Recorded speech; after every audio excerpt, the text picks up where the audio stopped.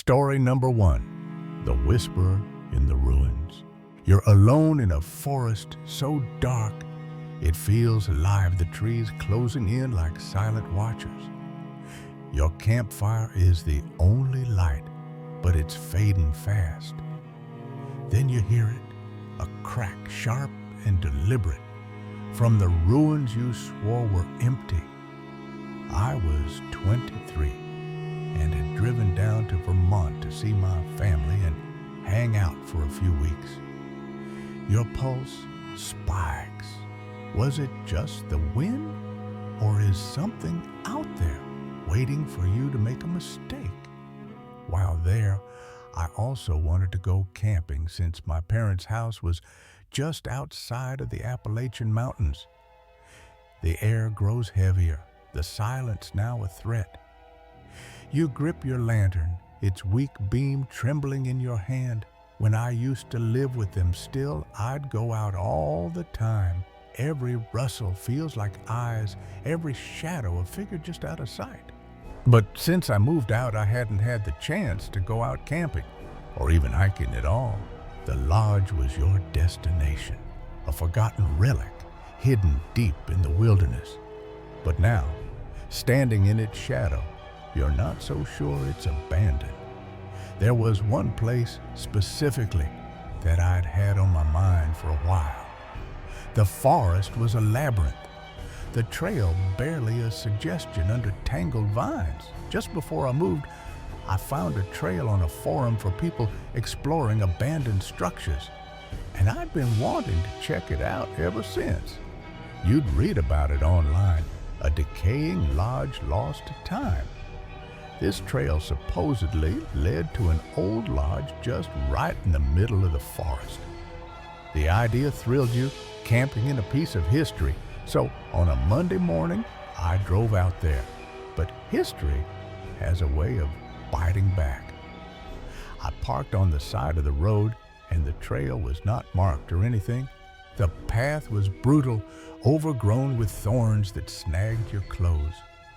This was clearly just some rough path made by random people like me wanting to explore the abandoned lodge. Hours passed, your legs burning, but you pushed on. It was very overgrown though, so it looked like nobody had been down there in a while. The lodge emerged like a ghost, its skeleton sagging under moss and rot. The hike there took just under 2 hours. You'd planned to sleep inside, a bold move, but the reality was grim. And while it was mostly flat, it was a pretty difficult walk because of all the weeds and bushes growing into the path. The roof was a jagged ruin, the walls crumbling, but regardless, I made it. It wasn't just old, it was wrong. Like the forest itself wanted it gone. Now, my plan was to camp inside the lodge because why not? You peeked inside, the air thick with decay. But I came prepared with a tent and everything in case it was completely destroyed or something. The floor was a maze of debris, unnavigable. Good thing I did because it was clear from the outside that it definitely wasn't safe to camp in. A door at the hallway's end beckoned, but the risk was too high. Most of the roof was gone, caving into itself, and the logs it was made of were full of thick vines and mold. You retreated, unsettled. The door was wide open though, so I peeked my head inside and looked around. You set up camp nearby, a small clearing, your only refuge. It smelled awful. The forest swallowed the lodge as night fell, its silhouette fading. And with all the decayed and destroyed parts everywhere, there wasn't much access to anything that I could look around. Your campfire crackled, a frail defense against the dark. There was a door on the far end of the main hallway that looked intact, and I was trying to get to, but it was a bit too sketchy to get there. So I ended up just backing out. You tried to relax, but the forest was alive, its sound shifting. From there, I didn't have anything else planned. Then it came, a sharp, unnatural crack from the lodge's direction. But with the sun already starting to set, I began looking around for a good place to set up camp. It wasn't the wind. It was too deliberate, too close. There really weren't many options, so I basically just walked 200 feet out from the lodge and cleared a small spot to put my tent. You froze, straining to hear more. As the sun set, the darkness slowly covered the lodge in the distance until I could no longer see it, and all the forest sounds slowly turned into crickets and the warm crackle of the small campfire I built. Nothing followed, but sleep was impossible now. I really wanted to stargaze, but the spot I was in had the trees towering over me, blocking most of the view. You had to know. Plus, it was partially cloudy. You fed the fire, grabbed your lantern, and headed back. So I just sat there, throwing sticks into the fire and thinking about whatever came to mind until I heard something. The lodge loomed, a black shape against the trees, and it wasn't empty anymore. I don't really know how to describe it, but it was pretty loud. You approached, your light barely cutting the gloom. Maybe like wood bending, the door open before was shut tight. And even though I couldn't see the lodge anymore, the sound came from right where I knew the lodge was sitting in the dark. Scratches marred its surface, fresh and jagged. It only lasted a few seconds, but it sent chills through me. You tugged at it, but it wouldn't budge, as if barred from within. Maybe it was just the old wood bending and creaking in the wind. Fear took hold, and you backed away. Or maybe it was something else. Something was wrong. Your campfire was out, smoke curling where flames should have been. I sat and listened for a while, like 30 minutes, without hearing anything else. You rushed back, your lantern flickering. It was only an hour or so into the night, but I knew if I didn't check on it now, I wouldn't be able to sleep later. So I figured I might as well go look around while it was still early into the night. The clearing was silent, too silent. I fueled up my campfire with some more sticks before leaving so I wouldn't have to rebuild it. You called out, your voice swallowed by the trees. Then I grabbed my small LED lamp and walked in the direction of the lodge. No answer, just darkness.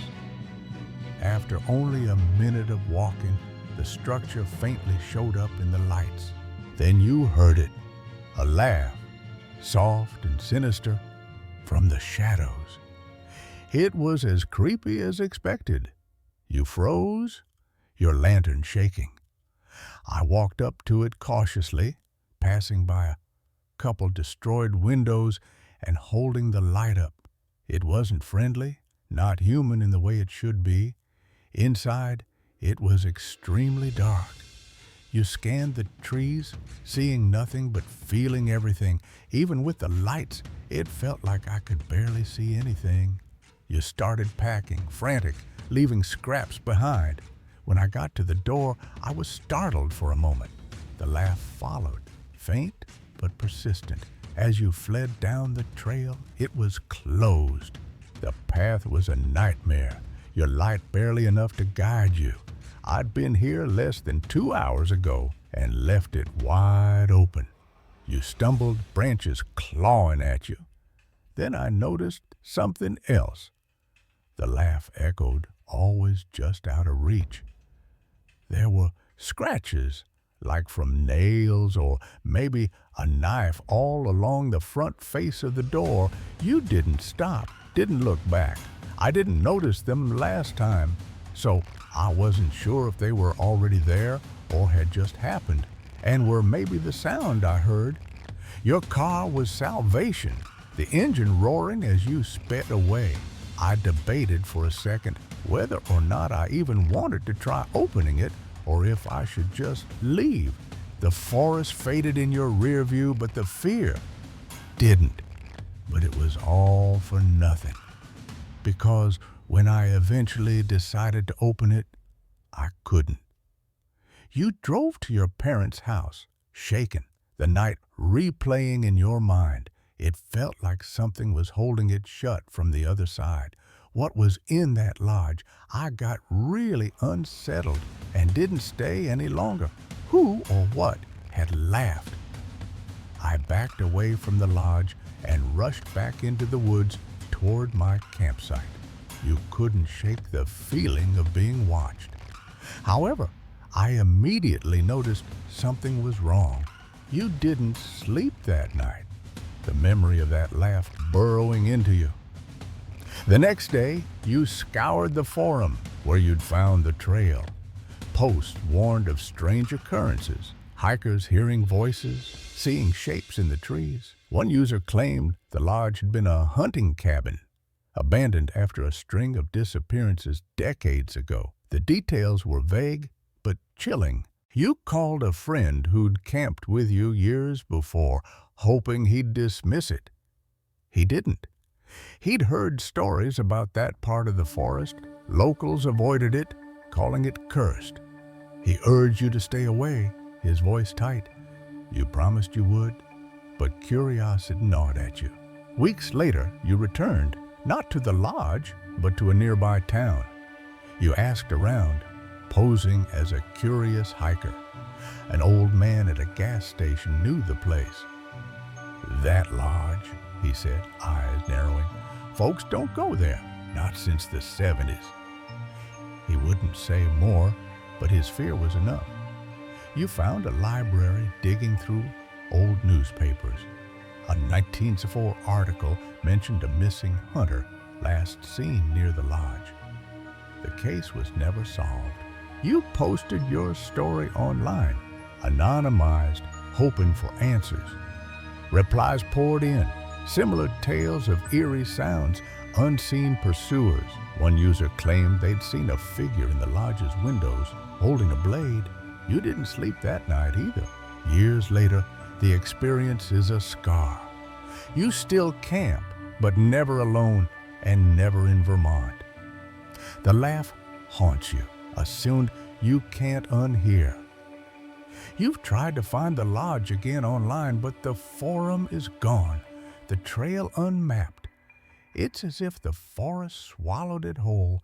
You tell yourself it was just a person, some drifter living in the ruins.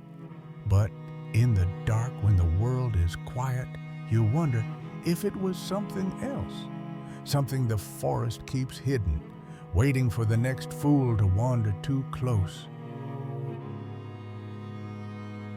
Story number 2, The Predator at the Overlook.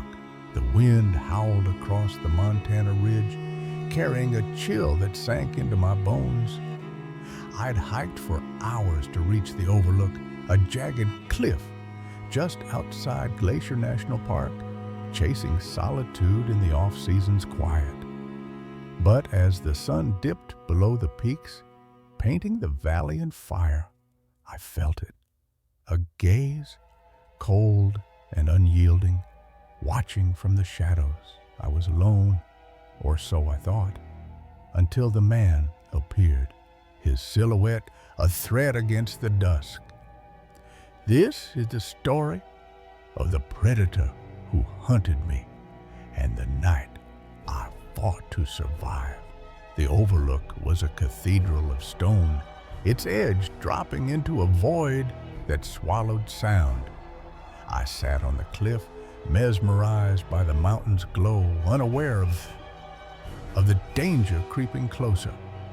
When I turned, he was there, eyes glinting in the dark, a hunter sizing up his prey. He vanished into the forest, but his presence lingered, a promise of something sinister.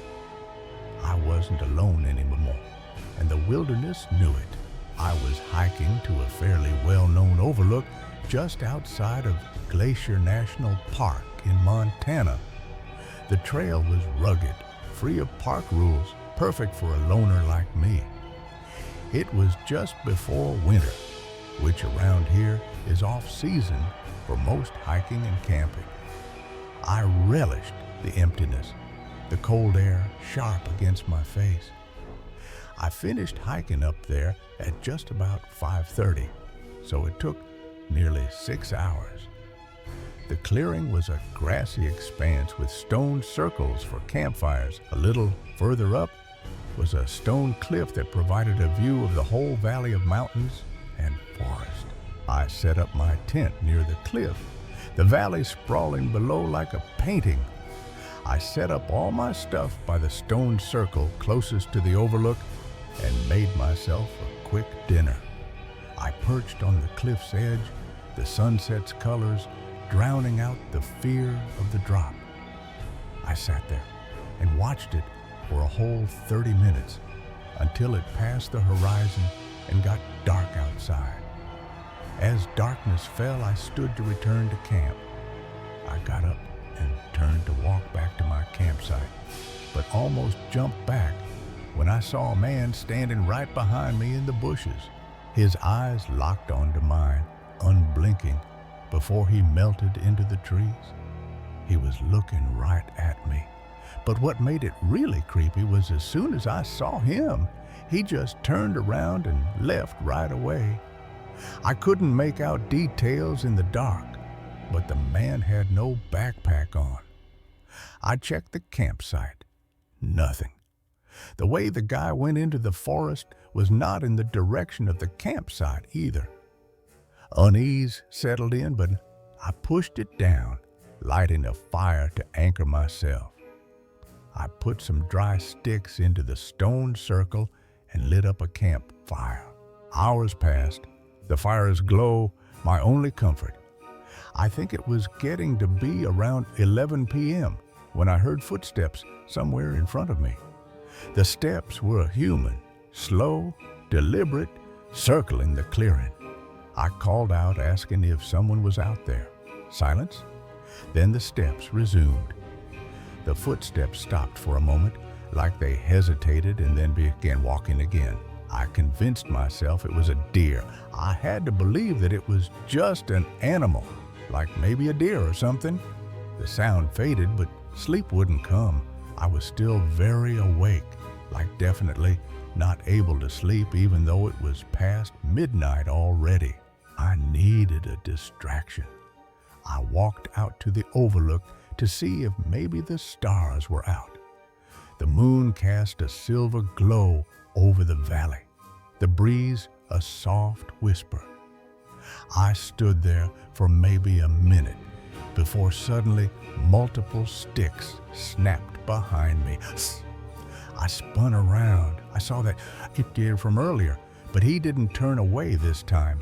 He charged through the bushes, his smile twisted, words spilling out in a manic stream. The guy just talked over me, holding this disturbing fake smile as he kept moving closer. I backed away, but he was quick to get back in front of me. He lunged, hands outstretched, aiming for the cliff's edge. He put his hands out and lunged at me, trying to push me over the ledge. I braced myself, shoving him back. I was a bit bigger than the guy, so I shoved him back and moved away from the cliff. He came at me again, rage contorting his face. His face was horrifyingly angry and full of rage. We grappled, his wiry frame no match for my strength. We wrangled around for maybe 30 seconds, but I kept getting the better of him. He fled into the dark. He was finally beaten enough to run away. I didn't chase him. I got everything together, put on my headlamp, and left the camp. Halfway down, my headlamp died, forcing a tense camp in the woods until dawn. I set up a mini camp in the woods and waited for sunrise, then finished the hike back. I reported the attack, but answers were scarce. I put a report in and talked to a lot of people about my encounter. He was a predator, human, but feral, and I'd escaped his trap. The mountains keep his secrets, but I'll never return. Story number 3, The Knife in the Shadow. The forest was too still, the kind of quiet that feels like it's holding its breath. I stood at the edge of the campsite, my flashlight's beam swallowed by the dark between the trees. Rocky, my dog, pressed against my leg, his eyes locked on the woods. He wasn't barking, wasn't moving, just staring, like he could see something I couldn't. I called his name, my voice sharp in the silence. No response from the trees, just the faint rustle of leaves, as if the forest was whispering back. My skin prickled, Rocky's ears twitched, his body tense. He'd never acted like this before, not in all our years hiking these trails. Something was out there. The campfire flickered behind me, its warmth no match for the chill creeping up my spine. I scanned the darkness, searching for a shape, a sound, anything to explain his fear. Nothing. Just shadows, thick and heavy, pooling under the pines. But the feeling of being watched was undeniable, like eyes boring into me from just beyond the light. Rocky whimpered, a low, anxious sound that cut through my thoughts. I knelt beside him, my hand on his fur, but his gaze never wavered. The woods were alive. I could feel it now, a presence patient and unseen, waiting. I tightened my grip on the flashlight, my heart pounding. We weren't alone.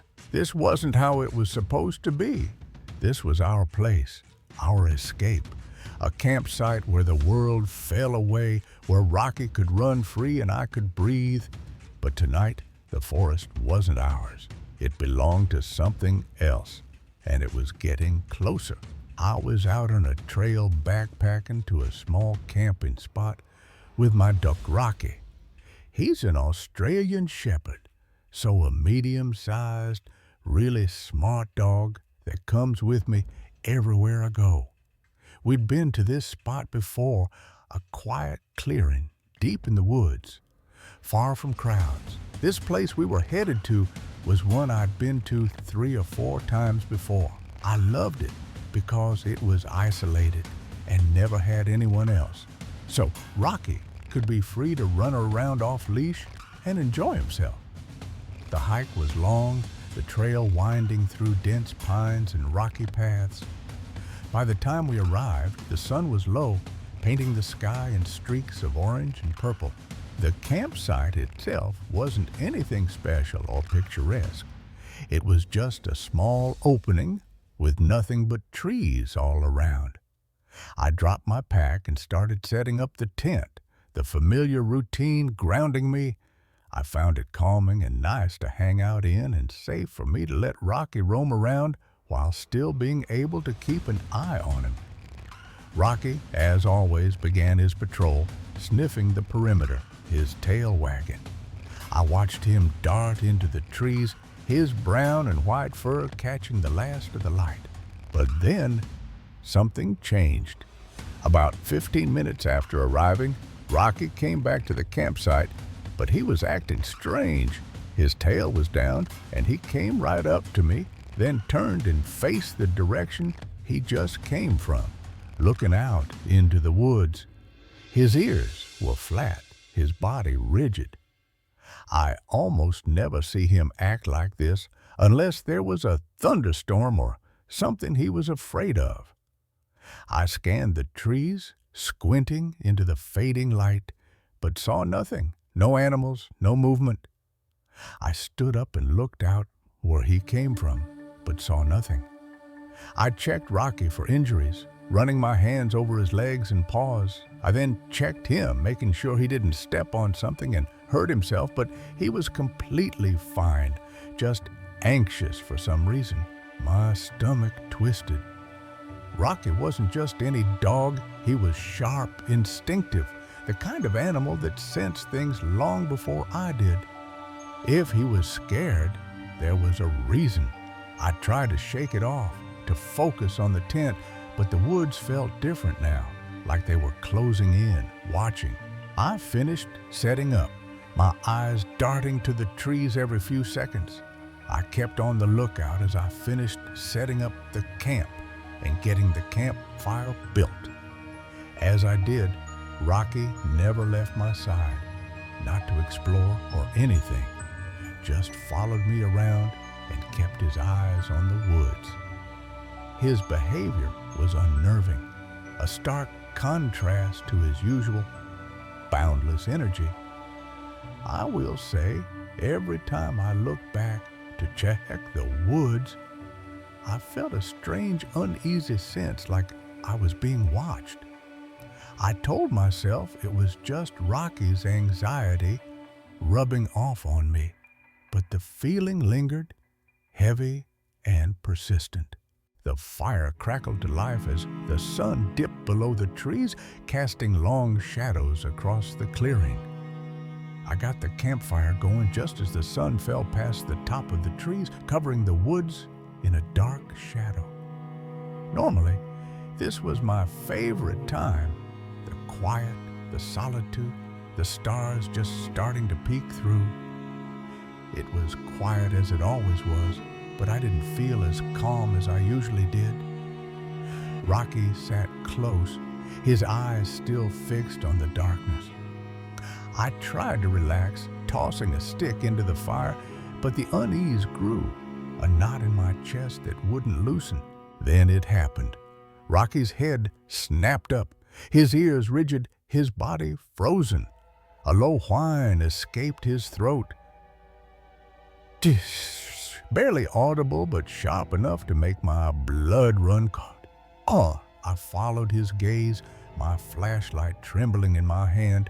The woods were a wall of black, the firelight barely reaching the nearest trees. Something was out there, and Rocky knew it. Just about an hour past sunset, Rocky suddenly perked his head up and froze. He stared anxiously out at the trees, ears up and tail between his legs. I grabbed my flashlight, its beam cutting through the dark, but it revealed nothing beyond the clearing. He started quietly whining, locking his gaze at the darkness behind the trees. Trusting his instincts, I stood, my heart racing. Trusting him that something was wrong, I grabbed my flashlight and pointed it out there. I took a few steps toward the trees, Rocky at my heels, his body low. Not seeing much, I started to walk a little further in. Rocky followed closely behind me. I didn't want to venture too far away from the campfire. But from the maybe 50 foot I walked out, I saw nothing in the woods. We returned to the fire, but Rocky's tension didn't ease. We went back and sat down. I tried to convince myself it was just a deer, a fox, something harmless. Even though I didn't see anything, I knew Rocky wouldn't be doing this for no reason. I checked my bear spray, clipped to my belt, and felt a little safer, knowing it was there. We weren't in bear territory, but I still carried bear spray on me, which would work on any animal, so I wasn't too worried for our safety. But the night wasn't done with us. The fire popped, sending sparks into the air, and Rocky's whine grew sharper, more urgent. I scanned the trees again, my pulse loud in my ears. The darkness seemed to pulse like it was alive, hiding something just out of reach. I didn't want to admit it, but I was scared. We settled in the tent a few hours later, Rocky still on edge, but exhausted. Rocky stayed on high alert all night, but didn't have any more sudden moments. And a couple of hours later, we got in the tent and went to bed. He curled up beside me, his breathing heavy. I could tell Rocky was tired, probably from all the anxiety he was going through, and I was glad to see him close his eyes and fall asleep within 15 minutes. I drifted off soon after, the fire's glow fading outside. Sleep didn't last. During that night, I remember having a dream about walking through the woods at night. I was alone. Rocky wasn't with me, and I was just walking through the trees, not on a path or anything. The dream was vivid, the air cold, the trees looming. In the middle of that dream, I started to hear a high-pitched noise. Over and over it kept going until suddenly I shot awake. Rocky was there, nudging my boy, his whine piercing the silence. Rocky was nudging my face with his snout and whining in my ear, making that high-pitched noise I was hearing in my dream, immediately making me realize that he'd been trying to wake me for a while. My heart slammed against my ribs. I fumbled for the flashlight, unzipping the tent with shaking hands. The air was thick, heavy, with something I couldn't name. I stepped out, Rocky at my side, and flicked on the light. The beam caught a figure right there, not 10 feet away. Black clothes, a hood obscuring their face, and a glint of metal in their hand. A knife. I sat up and grabbed my flashlight, feeling the nerves as I unzipped the tent and stepped out to look around. I turned on the flashlights, prepared to scan the area. But immediately when the light came on, it lit up a person right in front of me, like maybe 10 foot away from the tent. They had all black clothes on with a hoodie draping over half of their face, only showing their distressed beard. I quickly noticed a reflection coming from his hand, though seeing the small blade of a pocket knife shining the light back at me, I froze, my breath caught in my throat. In that instant, I just froze up like my whole body went through a sudden shock. The figure paused, their eyes glinting under the hood. The man froze for a moment too, but then started to step forward again when Rocky began growling. Up until then, I hadn't even noticed that he'd come out of the tent and was standing right next to me. Rocky's growl was low, feral, his teeth bared. This made the man hesitate, giving me more time to collect myself and quickly reach into the tent for the bear spray. I grabbed it, my hands shaking but steady enough. By the time I was back up, Rocky was aggressively barking and moving back and forth, putting himself between us. The figure froze, then turned and bolted into the woods, the darkness swallowing them. The man didn't take any more steps forward and just turned and ran into the woods. Thankfully, Rocky didn't chase after him. Relief flooded me, but it was short-lived. The woods were silent again, but the threat lingered, hidden in the shadows. Rocky stood guard, his eyes scanning the trees, ready to act. I didn't wait for the stranger to come back. We had to get out. Now I tore down the camp, my hands moving on autopilot. I started taking everything down and packing as he kept his head up and circled around the campsite, guarding the whole area. Rocky patrolled, his ears up, his body tense. Once packed, we started back down the trail. The hike back was grueling, adrenaline pushing me forward despite the weight of the pack.